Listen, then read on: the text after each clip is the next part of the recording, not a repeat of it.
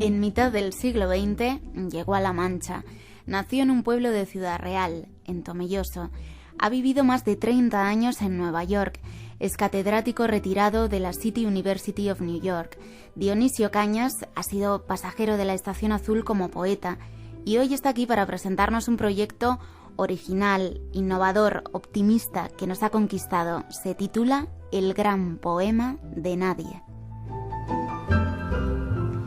Resumiendo mucho, podríamos definirlo como un taller que Dionisio Cañas ha ido realizando en la última década en ciudades muy distintas y que consiste en elaborar un poema a través de las palabras que se encuentran en la basura. Las palabras que hay impresas, por ejemplo, en periódicos, en envases, en cajas, se seleccionan, se ordenan y se van creando versos.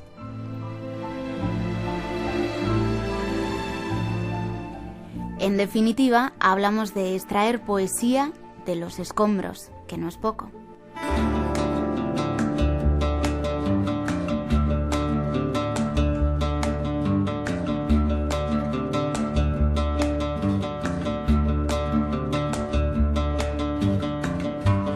Dionisio Cañas, bienvenida a la Estación Azul. Hola, buenas tardes. Dionisio, antes que nada, la historia de este proyecto, del gran poema de nadie, se ha recogido en un documental que se proyectó por primera vez la semana pasada en tu tierra natal, en Tomelloso. Cuéntanos qué tal fue el estreno. Pues el estreno fue muy bien, fue en un centro joven que se llama Cicato, de gente que le gusta experimentar con el arte, con la poesía, con todo, y realmente fue muy festivo, puesto que fue al mediodía. Y creo que bastante sorprendente para la gente, porque claro, cuando se oye hablar de poesía siempre tenemos una imagen del poeta o la poeta pues sentada ahí en una mesa y leyendo sus poemas, y de repente se encontraron pues con un documental que lo que narra es un trabajo de 10 años de búsqueda de la poesía en ámbitos tan extraños como la basura y los papeles encontrados en la calle, los carteles, etcétera. O sea que creo que la acogida fue muy positiva y me parece que con el tiempo pues surgirán muchas cuestiones en relación a este evento y a este documental, que más adelante lo publicaré en forma de libro con DVD. Ah, muy bien. Ya estaba preguntando Javier Lostaleque cuando se publicaba. Bueno, Dionisio, el taller El gran poema de nadie se ha celebrado en lugares tan distintos como El Cairo, en Tomelloso, en Barcelona, en Toulouse, Rabat, Nueva York. ¿Qué sensaciones o qué conclusiones siempre están presentes en estos talleres, independientemente de la ciudad o de la cultura en la que se celebre? Como digo, el inicio fue en el 2002, hice por primera vez este taller en Cuenca con la Facultad de Bellas Artes, con estudiantes de la Facultad de Bellas Artes, y realmente mi propósito era hacer ver que la poesía se encontraba en las palabras y que las palabras se podían encontrar en cualquier lugar, entre los cuales estos lugares era la basura, ¿no? Pero claro, el proceso no es solamente el resultado final lo que importaba, sino es el proceso y el hecho de, ya de por sí sorprendente, que la gente salimos, porque te cuento brevemente cómo ¿Sí? se hace esto. O sea, se reúne un grupo de personas que no tienen por qué ser poetas, se va a la calle con unas bolsas de basura, se recogen palabras allí estén donde estén, y luego se vuelve a un espacio donde se componen líneas o versos, ¿verdad?, que se pegan en una especie de banderola que puede ser de papel, de plástico, etcétera, depende de los lugares donde se ha hecho. El soporte ha sido diferente, pero siempre es una composición de grupo, es una poesía muy colectiva y a la vez participativa, porque en el momento en que se sale a la calle y la gente te empieza a ver recogiendo palabras en la basura, pues te pregunta, ¿no? Entonces se crea una interacción ahí entre personas que están en la calle, los que están recogiendo las palabras, o sea, nosotros mismos, ¿no?, que que produce el hablar sobre poesía cuando es un espacio que normalmente vaya, pues, yo qué sé, en los contenedores de basura de un supermercado no se suele, alrededor de esto no se suele hablar de poesía, ¿no? Entonces eso es muy importante y en todos los lugares esa interacción ha ocurrido, ¿no? Uh-huh. Sé que el resultado no es lo que más te importa, sino el proceso, pero una vez que está acabado, ¿qué es lo que suelen comentarte tanto los participantes como el público, que igual de repente en medio de un barrio se encuentra con este poema? Ha habido reacciones de todo tipo. O sea, en el inicio siempre cuando se plantea, yo presento el taller, hablo de una tradición de poesía colectiva que es tan antigua como la civilización, que es decir, desde la poesía más ritualista, como es la poesía oral, era una cuestión de grupo, de comunidad, ¿no? Uh-huh. Luego, vamos a decir, la poesía ha evolucionado mucho. En la Edad Media había un fenómeno que era el centón, que era también un trabajo de poetas en conjunto, que recogían versos de otros poetas y la juntaban. O sea, esta especie de actitud un tanto lúdica, pero a la vez colectiva, de colaboración en el mundo oriental. Hay algo que se llama el renga, que es un trabajo que se hace entre poetas también, y luego ya en el mundo occidental, en las primeras décadas de la vanguardia. Eso te iba a decir, que tiene mucho de vanguardias. Claro, era un juego muy común, pero siempre esto era más bien entre escritores, entre poetas, entre intelectuales, sí, ¿verdad? Fuera de su origen popular, de la canción, vamos a decir, del cantar popular, etcétera, ¿no? Entonces, pero esto realmente es más bien algo que está relacionado con la sociedad, que la gente no es poeta necesariamente, y como digo, al principio hay como una especie de temor al hacer el ridículo, claro, vamos a hacer, ¿no? Pero enseguida que actúan, por ejemplo, el caso de Toulouse, donde se hizo en Francia, sí, eran prácticamente gente del mundo de la enseñanza, de la psicología y técnicos de diferentes campos, y les dio un poco de vergüenza, pero se desinhibieron inmediatamente y se convirtieron como en niños, ¿no? O sea, este tipo de proceso, vamos a decir, de hacer la poesía te quita el susto ese de decir, ay, Dios mío, que voy a escribir, ¿no? Y te convierte casi en algo infantil que a fin de cuentas está en el origen de la mejor poesía romántica, por ejemplo, ¿no? Y tú mismo has probado este taller con niños, ¿no? En Tomelloso. Sí, exactamente. O sea, es un taller que se ha hecho con todo tipo de edades y lo hice en Rabat, por ejemplo. Parte de los participantes eran niños, también en mi pueblo, en La Mancha, lo hice con niños, y ahora el último que se ha hecho exclusivamente con niños en una escuela, y ahora el último que se ha hecho, que es el que cierra un poco el ciclo, y que lo he hecho en Egipto, en el Cairo, con la comunidad copta, que es la comunidad cristiana, que es una minoría dentro del Cairo. Básicamente había un 50% eran niños, porque era un centro donde se les enseñaba a reciclar la basura, etcétera, ¿no? Quería hablar de este taller, del Cairo en concreto, porque creo que ha sido peculiar por varias razones. Por ejemplo, la primera, creo que el barrio en el que se celebraba era un vertedero. Que es la ciudad de la basura, que se conoce así, que es un barrio del Cairo, que es donde los coptos, o sea, un porcentaje de los coptos, los coptos son un 10% de la población en Egipto, pero hay un porcentaje que son muy pobres, e irónicamente luego hay un porcentaje mínimo que son muy ricos, pero bueno, los pobres viven en una ciudad que se llama la ciudad de la basura, y lo que hacen realmente es que recogen toda la basura de la ciudad, pero orgánica y no orgánica junta, y se la llevan a sus casas, y entonces en la parte baja, como si fueran las cocheras de las casas, que están hechas normalmente por ellos, es donde van separando la basura de lo que pueden vender y lo que no pueden vender, o sea, que viven de eso. Entonces todo el barrio en sí es como un basurero, pero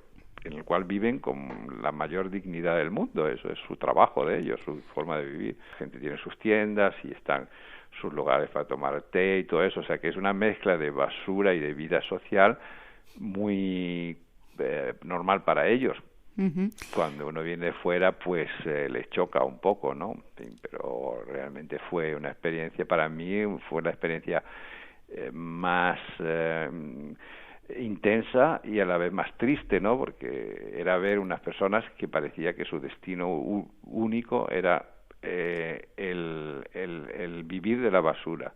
Y claro, darle la posibilidad de decirles, mira, la basura también es bella. O sea, al principio le sorprendió muchísimo, ¿no? Pero luego realmente fue extraordinario el Sí, trabajo. y lo comentan en el documental. Además, creo que este taller, el del Cairo en concreto, formaba parte de los actos de celebración del bicentenario de la Constitución Española, de Cádiz, quiero decir. ¿Dónde se dan la mano, dónde se unen un taller como este con valores democráticos? Pues, bueno, cuando Jorge Díez, que era el comisario de esto en 1812-2012, llamaba Una mirada contemporánea, me habló de qué podía ofrecer yo respecto a esta cuestión de relacionar con mi trabajo con lo que sería la libertad o la democracia, etcétera. Pues yo lo primero que vi es que, claro, yo quería trabajar con una comunidad que es bastante perseguida en Egipto, o sea, es una minoría, o sea, es una minoría que sufre en un país básicamente, no básicamente, sino islámico, sufre pues lo que podría sufrir en el 1812 cualquier minoría que no fuera la católica en España, porque y ahí vino el contacto, ¿no? O sea, la conexión, vamos a decir. Por ahí vi yo que trabajar con esta minoría, de alguna forma, nos presentaba 2 siglos después una misma realidad, que es la cierta intolerancia por parte de una mayoría, que sería en el caso de la española, la católica de 1812, y en este momento la islámica en Egipto, frente a estas minorías posibles que siempre, bueno, parece que son conflictivas, no ellos en sí, sino respecto al poder de ese siglo. Dionisio, ¿has encontrado algún poema de estos talleres? ¿Tienes alguna Sí, mano sí, para sí. leernos? En Estupendo. efecto, casi todos hicieron transcripciones, pero por ejemplo tengo el de Toulouse en francés que está muy bien, porque claro, los poemas que surgen dependen mucho de las personas del grupo, ¿no? Claro. Entonces hay grupos que son francamente muy racionales y te van juntando las palabras de una manera más que poética, racional, ¿no? Pero otros que son más creativos y luego también tengo el de La Casa Encendida, que hice en el 2007 en Madrid, que también me parece que hay algún fragmento que podría leer. Muy bien, pues cuando quieras, Dionisio. El gran poema de Nadie, El Casa Encendida, 2007. Empieza así: sinopsis, esto no es esto, es la última noche de los melones del abuelo Federico Fellini. En directo todos tenemos un matador estándar Thermomix, las claves del cocinar con zorras adolescentes solo 2,95 €, lo más caliente del Festival del Sol. Agrupa soberbias, rosas frescas, naturales y pan de nadie y café en grano Casfruit. Amor, fresco tierno, picor, redondo, picor en boca, poesía cantada, ¿no es? ¿Te gusta lo que ves? Igual tú no eres inédito, érase una vez el miedo original. Marroquí busca jardín. Es mucho más largo y hay cosas realmente sorprendentes, ¿no? ¿Qué crees que es lo mejor que aporta a los participantes de esta experiencia? Lo mejor que aporta es la idea última de la poesía en general, que es a mirar el mundo de una forma poética, es decir, a encontrar poesía allí donde mucha gente no lo ve.